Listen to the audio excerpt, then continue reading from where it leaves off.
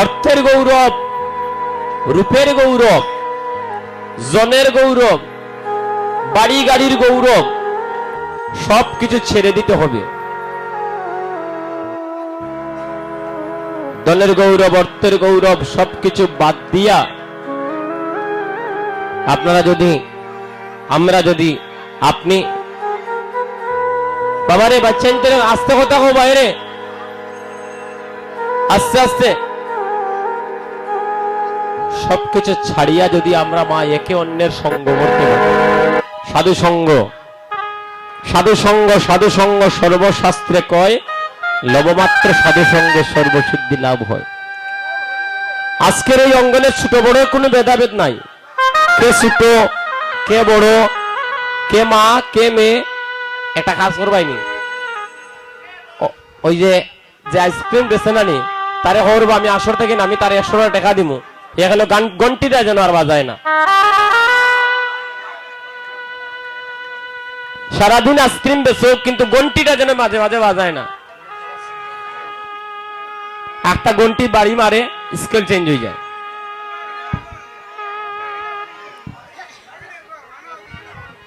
তো ভাইরা আমার, সাধু সঙ্গ, একদিন সাধু সঙ্গ করার কারণে প্রহ্লাদ অসুরকুল থেকে বিষ্ণুকুলে দাবিতমান হয়েছিলেন, মায়ের গর্ভে ছিলেন তখন। একদিন মাত্র নারদ মুনির মুখে প্রহ্লাদের মা, একদিন মাত্র নারদের মুখে হরিনাম শ্রবণ করেছিলেন, আর হরির নাম শ্রবণ করায় এই প্রহ্লাদ হয়ে গিয়েছিলেন বিষ্ণু ভক্ত। তাহলে সাধু সঙ্গের কি গুণ। আর আজকে তো আমরা এই যে আপনারা যারা আছেন বৈষ্ণব, কারা বৈষ্ণব? কে বৈষ্ণব? চিনিবার শক্তি দেবতারও নাই, বৈষ্ণব চিনিবার শক্তি দেবতারও নাই। সত্যযুগে ছিলেন মহাবৈষ্ণব সনক ঋষি, সত্যযুগে। এই যে এই যে এই যে আমার দিকে, সত্যযুগে মহাবৈষ্ণব সনক ঋষি, ত্রেতা যুগে বীর হনুমান মহাবৈষ্ণব, দাপরে রুহিদাস মুসি, মুসির ছেলে। জয় মহাপ্রভু। সবাই একটা উলুধ্বনি করো গো, একটা উলুধ্বনি করো। জয় গুরু হরি বল।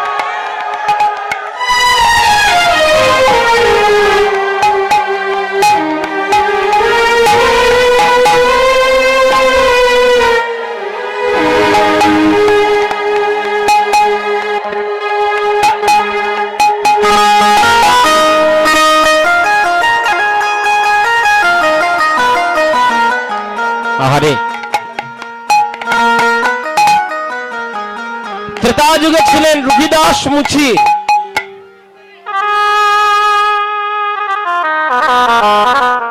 শুচিপুত্র মুচি হয় যদি কৃষ্ণ তজে, মুচিপুত্র শুচি হয় যদি কৃষ্ণ ভজে।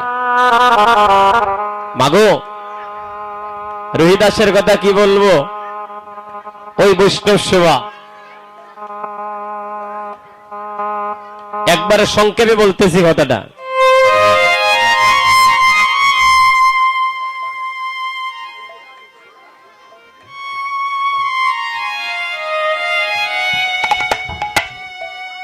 অর্জুন তথা পঞ্চপাণ্ডব বৈষ্ণব সেবা দিয়েছিল। ভগবান শ্রীকৃষ্ণ বলেছিলেন, ওহে পাণ্ডবগণ, তোমাদের বৈষ্ণব সেবা সেই দিনই পূর্ণ হবে যেদিন একজন সদাচারী বৈষ্ণব নিয়ে তোমরা সেবা দিতে পারবে। শুদ্ধ বৈষ্ণব এনে যেদিন তোমরা সেবা দিতে পারবে। এখন অর্জুন বলতেছে, কৃষ্ণ সখা, হাজার হাজার বৈষ্ণব আনিয়া বারবার বৈষ্ণব সেবা দিলাম, কিন্তু স্বর্গে তো আর ঘন্টা বাজলো না। কৃষ্ণ বললেন বাঁচবে কিভাবে?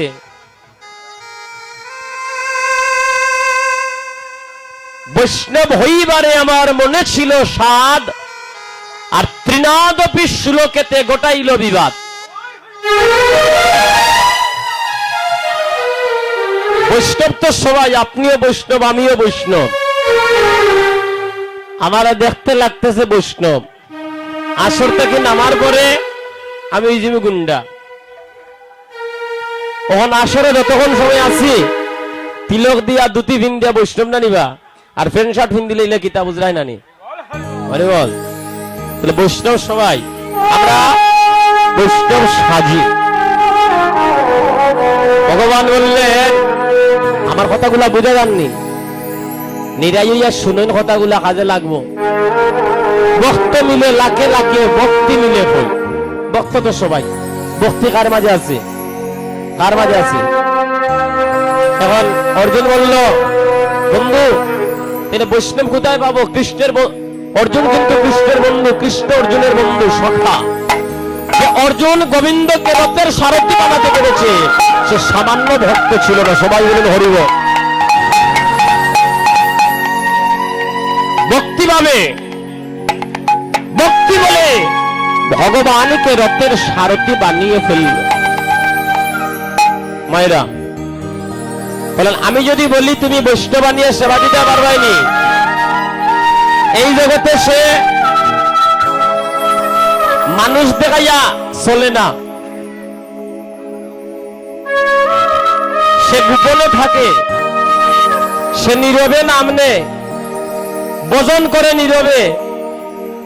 বলে খে হও আনমু গিয়া আমার রবিদাস মুখিরে যদি আমি সেবা দিতে পারো তাহলে সেবা সন্তুষ্ট হয়ে যাবে। আমাইরা মুসির ঘরে যদি আমরা ভাত খাই আমরা যার যাই বুঝি নানি, কথা কও না, কথা কও না সবাই, আমরা যার যাই বুগিয়া। অত বড় জাতালা মানুষ আমরা, মুসির ঘরে খাওয়ায় মাথা মুন্ডন করে প্রাশ্চিত্য করা লাগছে অনেকে। ভক্তগণ আপনারা বিশ্বাস করবেন কিনা জানি না, আমার একটা বন্ধু আছে, সে কিন্তু মুছি, সে কিন্তু আমার বন্ধু, প্রায় সময় জুতো সেলাই করে, কিন্তু তার সাথে আমার বন্ধুত্ব আছে। বাজারে গেলে একসাথে বসে দুজন মিলে আমরা চা খাই, একসাথে বসে আমরা অনেক কিছু গল্প করি। এখন দেখা যায় আমার থেকে সে ধর্ম কথা বেশি জানে। মাঝে মাঝে এমন কথা হয় আমারে, আমি তাক লাগি যাই, ওই বন্ধু তুই এই কথাগুলো জানিস কিভাবে? ওই বাইরে দিন শেষে তো আর আমার কোনো কাজ থাকে না, মাঝে মাঝে একটু ওই গ্রন্থগুলা খুলি আর একটু দেখি। তাহলে সে আমার থেকে উত্তম না? কথা কই না? আমি দেশে দেশে কীর্তন গাই অর্থের লাগিয়া, টেকার লাগিয়া, আর সে কর্ম করে তৎসঙ্গে তার ধর্ম করতেছে।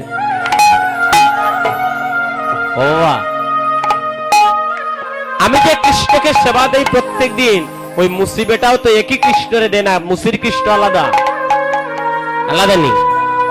তাহলে ভগবান যদি মুছির করে খাইতে পারে, তাহলে ভগবানের জাত গেছে কি? ভগবান আজকে থেকে আমরা এক গরু করে নিতাম, আসেনি? ভগবানের জাত যায় না, আর যে ভগবান আমার মানুষ তুলে জন্ম দিল, আমার জাত চলে যায়। এই হচ্ছে আমাদের সনাতন ধর্মের অধঃপতনের এই কার্যগুলা আসছে। এটা হলো অধঃপতনের, এই হলো কলির কলহ। মানুষ কয়জন হইতে পারে? মানুষ মানুষ মানুষ ত্রিবিধা, মানুষ বলিব পারে, আর মানুষ হইয়া মানুষ খোঁজে, মানুষ বলি তারে। মানুষ হইয়া যদি মানুষকে ভজন করতে না পারো, সারা জীবন কীর্তন শ্রবণ করো, কীর্তনে তোমার কোনো লাভ হবে না। ভক্তগণ, মায়েরা আমার, অর্জুন বলে কৃষ্ণ এমন একটা বিপদে বালাইলায়, তোমার কথা তো কোনোদিন ফেলিনি। যাব যাব মুর্চিরে নিমন্ত্রণ করতে যাব, মনে মনে হয় এমন নিমন্ত্রণ দিমু, এমন নিমন্ত্রণ দিমু, না আসার ব্যবস্থা করি আইন। অর্জুন গিয়ে বলে, রুহিদাস, একবার সংক্ষেপে বলতেছি কথাটা, রুহিদাস আমার কৃষ্ণ আমাকে পাঠিয়েছে। আর অর্জুনকে দেখিয়া রুহিদাসের দুই নয়ন দিয়ে জ্বর জ্বর করে কৃষ্ণ প্রেমের জ্বর জ্বর। ভক্তগণ, মুসিবেটা জুতা সেলাই করে তার সম্মুখে ভগবানের বন্ধু দাঁড়িয়ে আছে, যে কিনা রথের সারথি ঈশ্বরকে বানিয়েছে, সে সামনে দাঁড়িয়ে আছে। রুহিদাস কাঁদতেছে আর বলতেছে, হে হে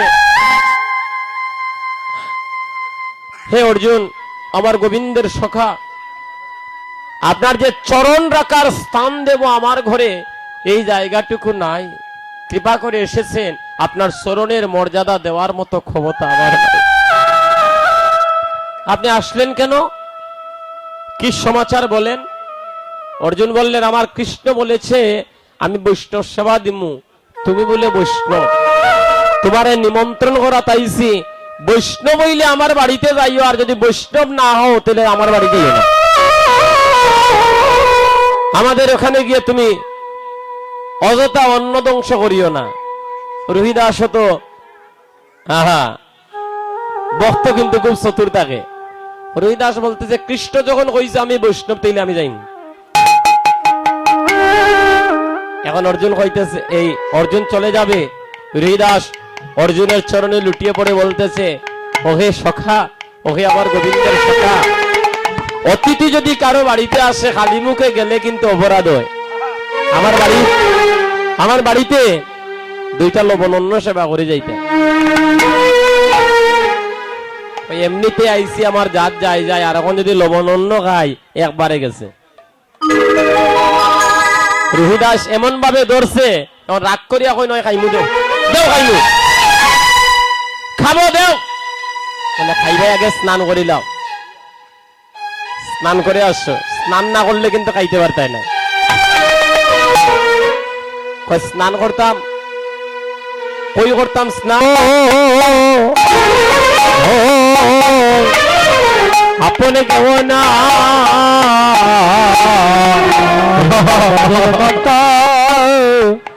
আপা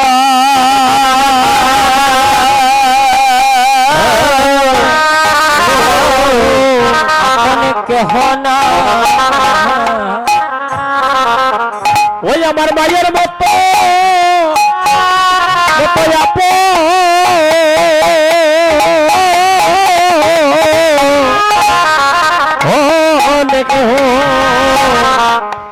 নজরে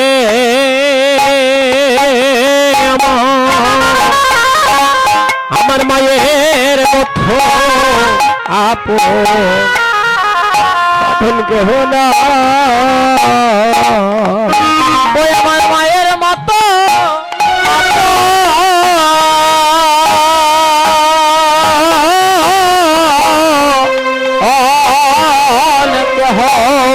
নাই রে।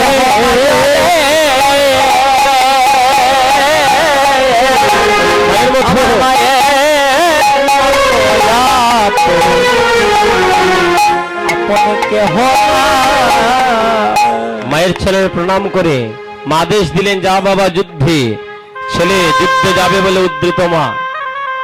মা বললেন, বাবারে, ভগবান দর্শনে গেলে সদাই বদনে রাম নাম জপ করতে হয়। ওই মধুমাকা রাম নাম জপ করতে করতে যা বাবা, ভগবানকে দেখা মাত্র চার চরণে প্রণাম নিবেদন রাখবে।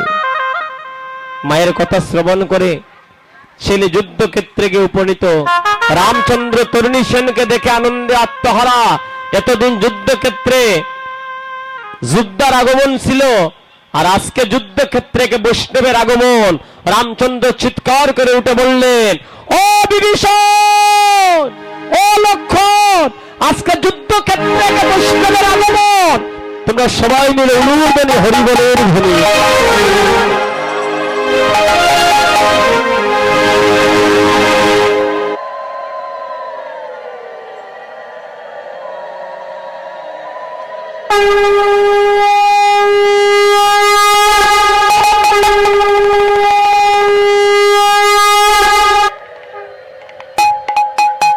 মায়েরা এদিকে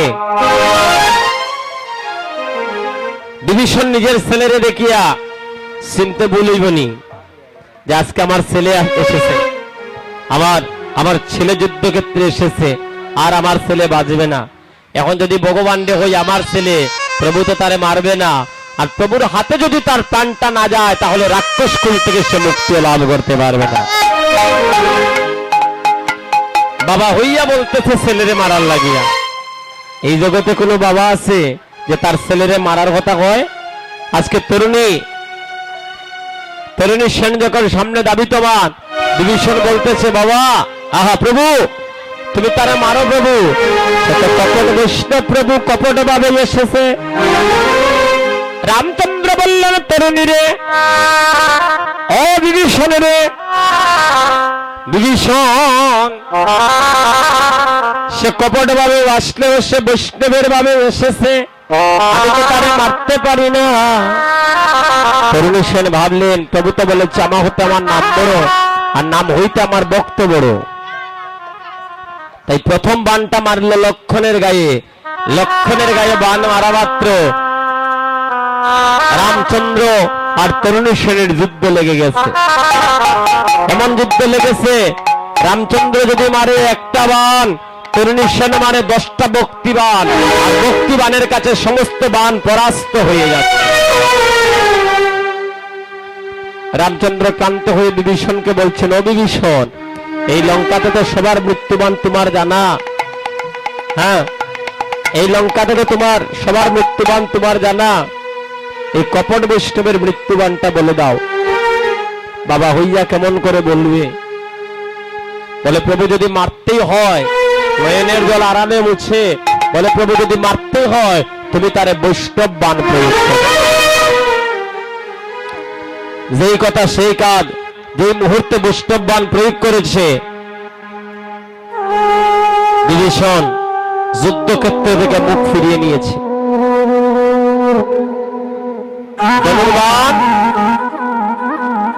বিভীষণের দিকে আগত, তরুণী সেনের দিকে আগত,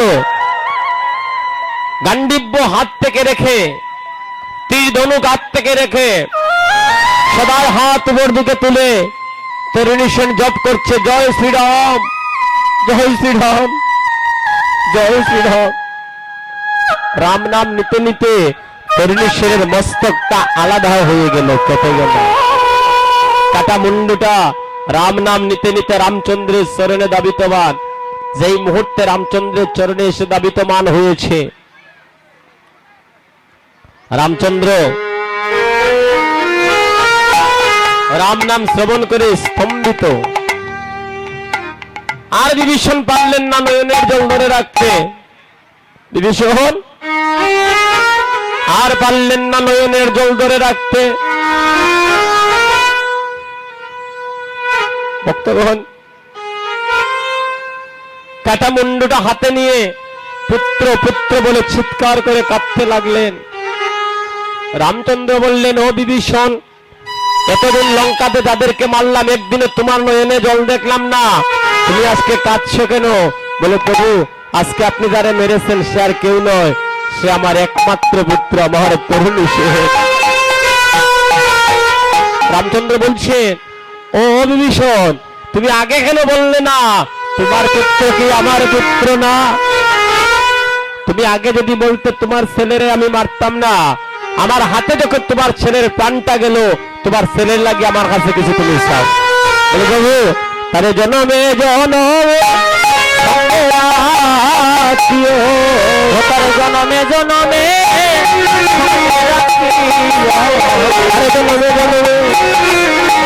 রাখিও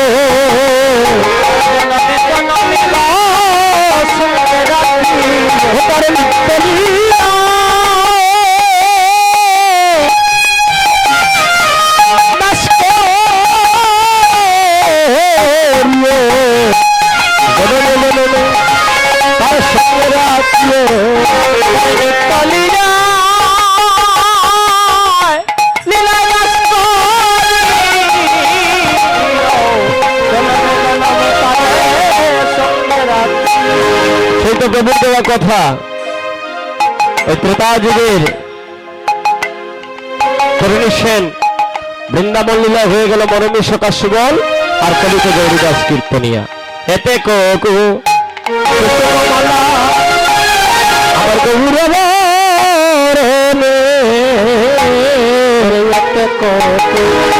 কুসুমওয়ালা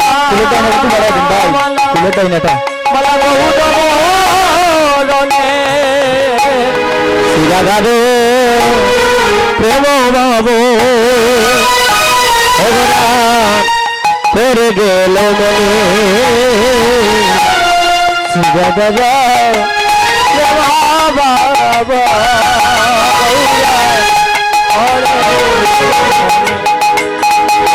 রাধার কথা গোরা মনে পড়িল রাধার কথা গোরা মনে পড়িল রাধার কথা গোরা মনে পড়িল মনে পড়িল আজ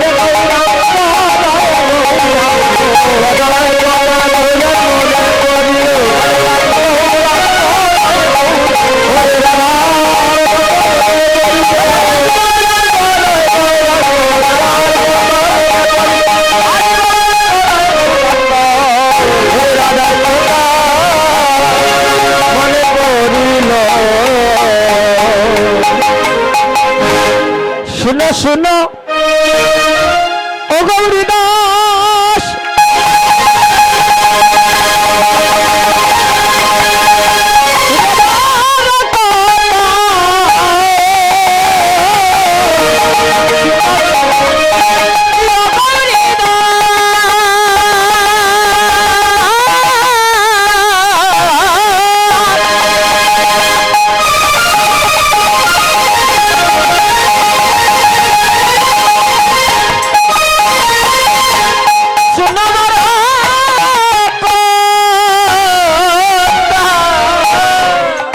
আমার লইয়া চলো আমার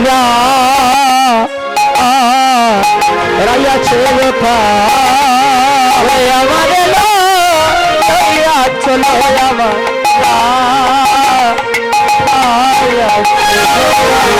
আরে আধার করিয়া তুরপন আধার মহিমা করিয়া কীর্তন আরে গৌরী দাসে করে বেরিয়ে এবার করে বেরিয়ে গৌরী দাসে করে এবার করে রাধা রাধা রাধা বলিল হলো অচেতন রাধা রাধা রাধা বলিল